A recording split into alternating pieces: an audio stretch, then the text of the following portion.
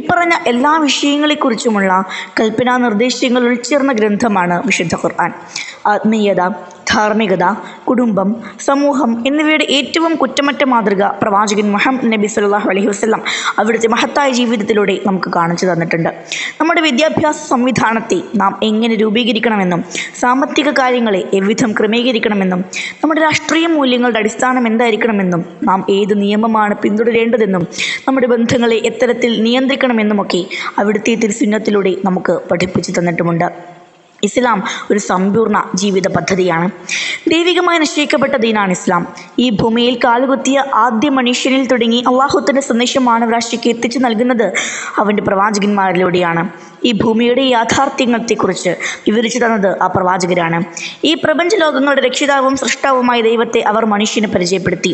ഈ പ്രപഞ്ചത്തിൻ്റെ അദൃശ്യമണ്ഡലത്തെക്കുറിച്ചും അതിൻ്റെ സ്ഥിതിഗതികൾ നിയന്ത്രിക്കുന്നയിടത്തെക്കുറിച്ചും ദിവ്യകൽപ്പനകൾ നടപ്പാക്കുന്ന മാലാഖമാരെക്കുറിച്ചും സ്വർഗനരകങ്ങളുടെ സ്ഥാനത്തെക്കുറിച്ചുമെല്ലാം അവർ മനുഷ്യന് ബോധവൽക്കരിച്ചു. പരലോകങ്ങളെക്കുറിച്ചും ഈ ലോകത്തും പരലോകത്തും വിജയം നേടാനായി മനുഷ്യൻ പിന്തുടരേണ്ട പെരുമാറ്റ സംഹിതകളെക്കുറിച്ചും അവർ മനുഷ്യരെ ഉണർത്തി. സർവശക്തനായ അള്ളാഹു മനുഷ്യരെയും ജനന മരണങ്ങളെയും പടച്ചത് മനുഷ്യരെ പരീക്ഷിക്കാൻ വേണ്ടിയാണ്. മരണവും ജീവിതവും ഉണ്ടാക്കിയവൻ നിങ്ങളിൽ ആരാണ് ഭംഗിയായി പ്രവർത്തിക്കുന്നതെന്ന് പരീക്ഷിക്കാൻ.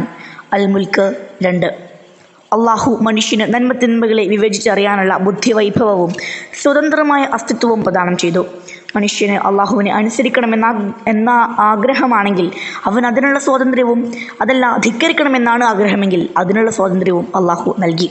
അള്ളാഹുവിനെതിരായി പാപങ്ങൾ പ്രവർത്തിക്കാനും തെറ്റായ പ്രവണതകളിലേക്ക് നീങ്ങാനുമാണ് മനുഷ്യൻ്റെ തന്നെ അന്തരാളവും ഒപ്പം പിശാചും പ്രേരിപ്പിക്കുക.